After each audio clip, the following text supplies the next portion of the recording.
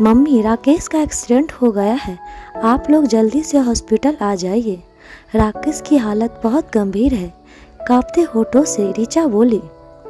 हाँ, हम सभी अभी आते हैं, बोलकर दमयंती जी ने अपने बेटे दीपक और बहू रानी को सारी बात बताई और वे लोग हॉस्पिटल जाने निकल पड़े।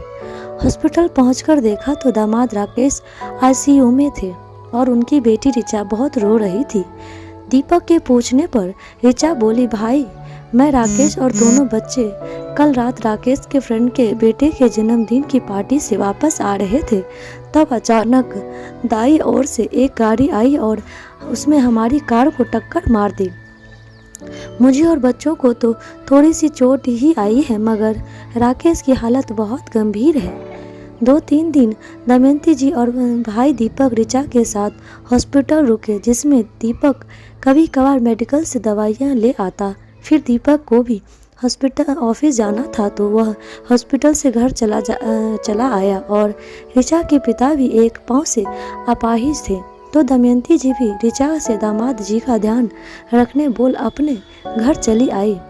करीबन 6 दिन बाद आज राकेश को होश आया था और उसे घर वालों से मिलने की इजाज़त दी गई थी। राकेश को होश में देखकर ऋचा की जान में जान आई थी, मगर डॉक्टर के कहे मुताबिक अभी राकेश को 8-10 दिन और हॉस्पिटल में रहना पड़ेगा। राकेश के ऑफिस से उनके बॉस राकेश से मिलने हॉस्पिटल आए और ऋचा को 2 लाख रुपए देकर गए। वैसे ऋचा अब तक राकेश की सेविंग्स के 4 लाख रुपए और खुद के गहने बेचकर आए पैसे हॉस्पिटल में भर चुकी थी।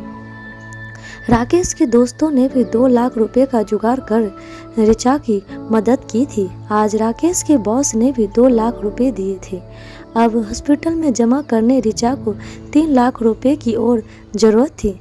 दरअसल राकेश का हेल्थ इंश्योरेंस अभी 4 दिन पहले ही ख़त्म हुआ था, जिसे राकेश रिन्यूअल करवाने के ही वाला था, मगर बीच में ऑफिस के काम से उसे बाहर जाना पड़ा, जिस वजह से वो हेल्थ इंश्योरेंस रिन्यूअल नहीं करवा पाया और उसके साथ अकस्मात इतना बड़ा हादसा घट गया। वैसे तो अब तक ऋचा ने हॉस्पिटल का सारा अब तक का खर्चा भर दिया था, मगर वह यह लास्ट 3 लाख रुपए भरने के बारे में सोचकर ऋचा परेशान हो गई। अब तक तो उसने अपनी सेविंग्स गहनों से जुगाड़ कर लिया था और राकेश के ऑफिस के बॉस और दोस्तों ने भी ऋचा के मांगने से पहले ही ऋचा की मदद करी थी, मगर अब 3 लाख रुपए और भरने थे। ऋचा को अपने मायके की याद आई। ऋचा अपने मायके पहुंची और उसने अपने पापा से 3 लाख रुपए मांगे। पिता गिरधारी लालजी एक पाँव से वैसे भी अब असहाय थे। उनकी महीने की पेंशन भी उनके बेटे के हाथ में चली जाती थी। वे लोग, बेटा, इस मामले में शायद दीपक ही तेरी कुछ मदद कर पाए। ऋचा अपनी माँ दमयंती जी से बोली, माँ, सिर्फ 3 लाख रुपए की ज़रूरत है, फिर राकेश को हॉस्पिटल से छुट्टी मिल जाए। आप बात करिए ना भैया से, दीपक भैया से सिर्फ 3 लाख रुपए चाहिए। दमयंती जी बोली, ऋचा, मैं तो कहती हूँ तुझे यह पैसे तेरे ससुराल वालों से मांगने चाहिए। आखिर राकेश जी उनके इकलौते बेटे हैं और यदि तेरे ससुराल वाले पैसे देने से इनकार करे तो केस ठोक देना उन पर। और हाँ, गहने तो तूने बेच दिए, मगर अब अपना फ्लैट बेचने की गलती मत करना। और रही बात दीपक से पैसे लेने की, तो बेटा, दीपक कहाँ से पैसे देगा, अभी उसे भी आर्थिक तंगी चल रही है। तूने देखा नहीं हॉस्पिटल में भी कैसे तेरे भाई भाग भाग कर जमाई बाबू के लिए दवाइयाँ ला रहा था। यह सब सुनकर ऋचा की भाभी रानी रसोई से आकर बोली, ऋचा दीदी, सोआनी सही बात कह रही है सासू माँ। दीपक पर भी अभी बहुत बोझ है जिम्मेदारियों का ना। नहीं, हॉस्पिटल में भी कैसे तेरा भाई आई बाबू के लिए दवाइयाँ ला रहा था। यह सब सुनकर ऋचा की भाभी रानी रसोई से आकर बोली, ऋचा दीदी, सोआनी सही बात कह रही है सासू माँ। ऋचा फटाफट मायके की सीढ़ियों से उतर गई, जिसकी आवाज़ पिता की गिरधारी लाल जी के कानों तक गूंज पड़ी। बेचारी असहाय गिरधारी लाल जी अपनी पत्नी और बेटे का रवैया भली भांति पहचानते थे। पैसों की कोई कमी ना होते हुए भी आज एक सगी माँ और सगे भाई ने इस घर की बेटी की मदद करने से इनकार कर दिया था। गिरधारी लाल जी को अपनी बेटी के लिए मन ही मन बहुत दुख हुआ, मगर वे लाचार थे, कर ही क्या सकते थे। गिरधारी लाल जी का मन बेटी के लिए बेचैन हो उठा। उन्हें मन तो कर रहा था कि वे अपनी बेटी को रोक ले, मगर रोक कर देंगे भी क्या। उनके पास उनका अपना था ही क्या। दमयंती जी ने कभी अपनी पति की बात मानी कहाँ थी। हमेशा अपने अपाहिज होने पर उनको बुलाने ही तो आई थी। वे अपने बेटे दीपक और दमयंती जी ने मिलकर अपने पिता को एक किनारे कर दिया था। जब तक वे कमाते थे तब तक तो उनकी इज्जत थी, मगर उनके रिटायर होने के बाद उनका होना ना होना घर वालों के लिए एक बराबर था। दमयंती जी हर बारी गलत बातों में भी दीपक का साथ दिया करती थी। आज बेटे के पैसे खर्च ना हो जाए, इसीलिए अपनी ही बेटी को जरूरत के समय दमयंती जी ने पैसों के लिए मना कर दिया था। ऋचा ने आकर नीचे से टैक्सी पकड़ी और उसमें बैठकर उसकी आंखों में आंसू आ गए। जिस माँ भाई और भाभी के लिए कहने अनुसार ऋचा अब तक चलती आई थी, आज उन्हीं लोगों ने ऋचा की मदद करने से इनकार कर दिया था। ऋचा अच्छे से जानती थी कि उसके मायकों में पैसों की कोई कमी नहीं है और सिर्फ 2-3 बार मेडिकल से दवाई ले आना क्या एक भाई का अपनी बहन के प्रति इतना ही फर्ज बनता है जो आज उसे गिनाया जा रहा था। उस दिन हॉस्पिटल में भी भाई दीपक ने एक बार भी नहीं कहा था कि कुछ पैसों की जरूरत हो तो मैं मदद कर दूंगा। ऋचा के पास भी अब कोई और आस ना थी, इसीलिए वह अपने मायके यह 3 लाख रुपए मांगने पहुंची थी। ऋचा को गांव में रह रहे अपने सास ससुर की याद आई, मगर उसने अब तक उन्हें राकेश के एक्सीडेंट की खबर भी तो नहीं दी थी। ऋचा को वह दिन याद आ गए जब उसने राकेश की पत्नी बन ससुराल की चौखट पर अपने कदम रखे थे। ऋचा ने शादी के बाद कभी अपने सास ससुर को इज्जत नहीं दी, क्योंकि वे दोनों गांव से थे। राकेश यहाँ शहर में नौकरी करता था, जहाँ उसे ऋचा से प्यार हुआ और उसने ऋचा से शादी करने का मन बना दिया। मगर राकेश ने अपनी शादी के बाद उसके माता पिता को भी हमेशा के लिए यहाँ अपने पास शहर बुला लिया था, जो बात ऋचा को बिल्कुल अच्छी नहीं लगी थी। ऋचा ने अपने सास ससुर को हर पल नीचा दिखाया, जिसमें ऋचा की माँ ने उसका बहुत साथ दिया। दमयंती जी हमेशा ऋचा को सही यही सिखाती कि बेटा, उन लोगों को क्या जरूरत है तुम्हारे साथ रहने की, जाकर रहे अपने गांव, वहाँ उनका खेती बाड़ी का व्यवसाय है, उन्हें वही संभालना चाहिए।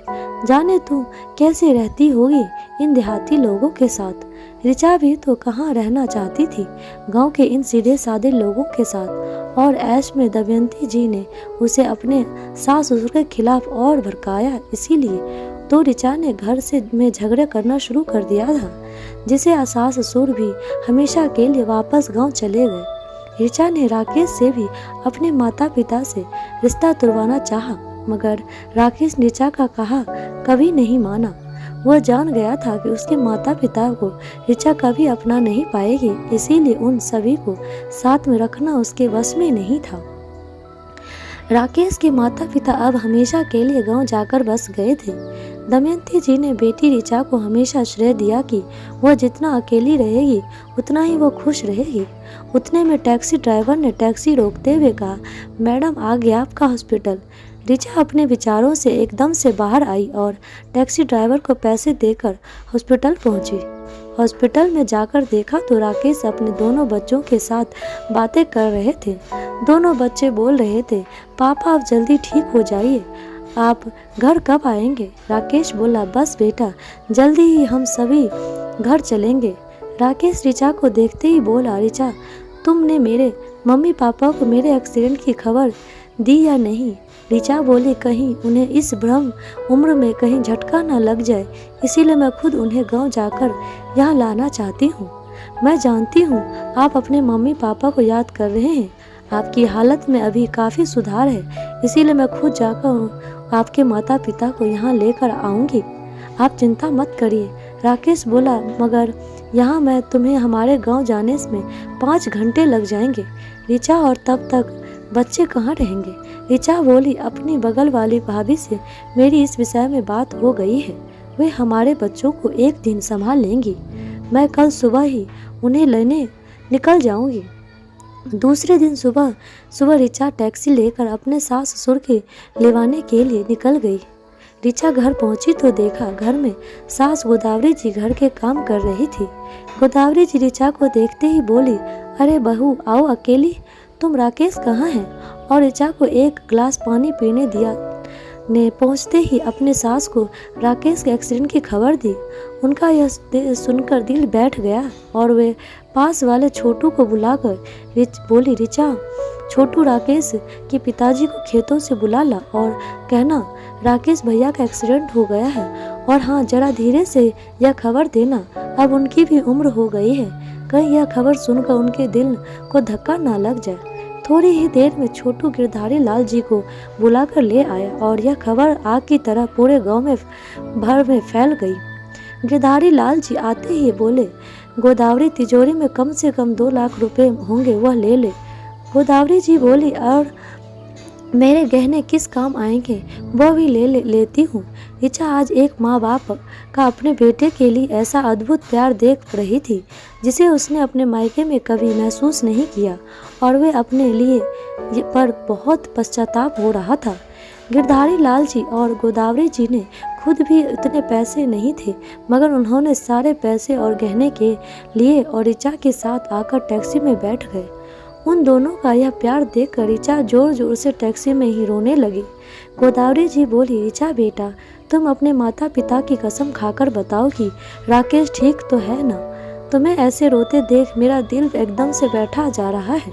ऋचा बोली, मम्मी मैं अपने माता पिता की कसम खाकर कहती हूँ कि राकेश अब ठीक है। मम्मी पापा, मैंने जो आप लोगों के साथ बर्ताव किया है उसके लिए मुझे माफ़ कर दीजिए। गिरधारी लाल जी और गोदावरी जी बोली, बेटा वह सब पुरानी बातें हैं, हम कब का भूल गए हैं। अभी तो बस एक बार राकेश को देख ले, फिर चैन आए। राकेश के चेहरे से साफ झलक रहा था कि उसने अब तक कुछ खाया नहीं है।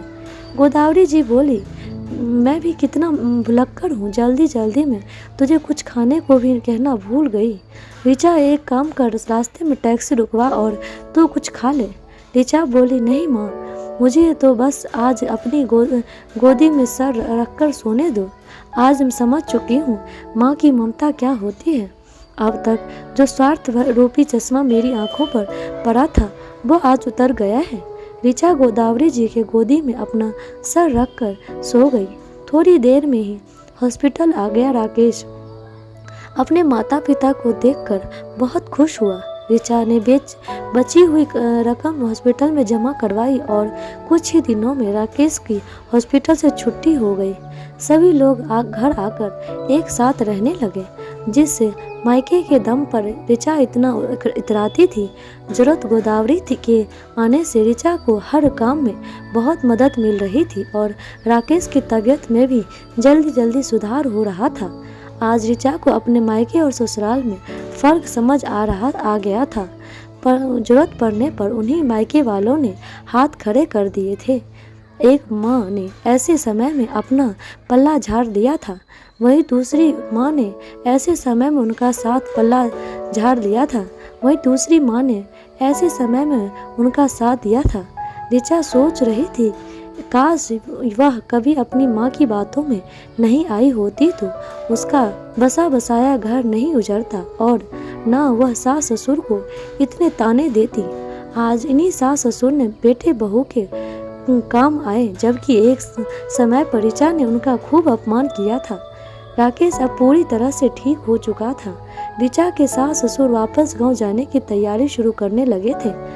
तब ऋचा बोली, माँ जी पिताजी, यदि आप लोग वापस गांव जाकर रहने की बात करोगे तो मैं समझूंगी कि आपने मुझे माफ़ नहीं किया। वैसे भी इन महीनों बहू से इतना स्नेह मिला था कि गांव तो वे लोग भी जाना नहीं चाहते थे, मगर राकेश के एक्सीडेंट की ऐसी खबर सुनकर सब कुछ बिखरा हुआ ही छोड़कर चले आए थे। गोदावरी जी बोली, बेटा हम लोग वापस ज़रूर आएंगे। तुझे तेरी गलतियों का पश्चाताप हुआ, हमारे लिए यही काफ़ी है। दोस्तों, यह जरूरी नहीं कि हर माँ बेटी को सही सलाह ही देती है। कुछ माँ अपनी बेटी की घर गृहस्थी में आग लगाने का काम भी करती है। इसीलिए हो सके तो कभी अपने बेटियों को उनके ससुराल के लिए गलत सलाह ना दे, उनकी गृहस्थी में अपनी टांग ना अड़ाए। इस कहानी में तो बहू को अपनी सास ससुर की कद्र हो गई जाती है, मगर जरूरी नहीं कि हमेशा बहुओं को अक्ल आ जाए। आपकी क्या राय है, नीचे कमेंट बॉक्स में ज़रूर बताइएगा। आपको यह कहानी कैसी लगी, कृपया अपनी प्रतिक्रिया ज़रूर दीजिएगा तथा मेरी अन्य रचनाओं को पढ़ने के लिए मुझे सब्सक्राइब ज़रूर कीजिएगा। धन्यवाद।